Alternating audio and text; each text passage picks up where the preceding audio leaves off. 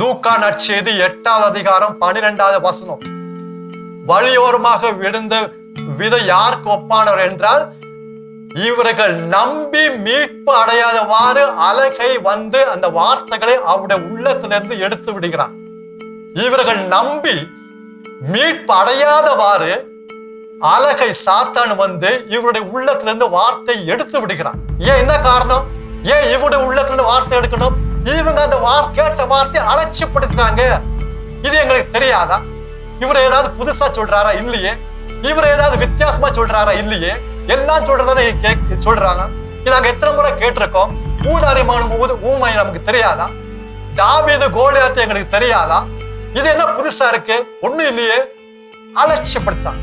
இதெல்லாம் எங்க கணவர் கேட்டா நல்லா இருக்கும், இதெல்லாம் எங்க மாமியார் கேட்டா நல்லா இருக்கும், இதெல்லாம் என் மனைவி கேட்டா நல்லா இருக்கும், எனக்கு தேவையில்லை. அப்ப என்ன நடக்குது?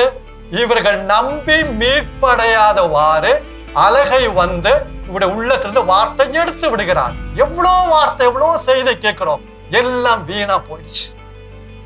அன்பாத சகோதர சகோதரர்களே, அருமையான வாய்ப்பு இது. யூடியூப்ல இருக்கு, எப்போ வேணா போட்டு கேட்கலான்னு அப்படி அலட்சியப்படுத்தாது. இன்றைக்கு ஒவ்வொரு நாளும் செய்து முடிந்த பிறகு இறை வார்த்தையை வாசிங்க. இங்க சொல்லப்படுகிற வார்த்தையை எடுத்து வாசிங்க. முழு இதயத்தோடு அவரை தேடுங்க. இது அருமையான காலங்க. ஒரு நாள் காலம் வரும், அப்போ நமக்கு கேட்க முடியாது, பார்க்க முடியாது, வாசிக்க முடியாது. நேரம் இருக்கும், மனது இருக்கும், ஆனா முடியாத ஒரு காலகட்டம் இருக்கும். இந்த காலம் அருமையான காலங்க. எடுத்து வாசிங்க, தியானிங்க. ஏன், என்ன காரணம் கேட்கிறீங்களா? ஏன்னா இதுவே தகுந்த காலம்.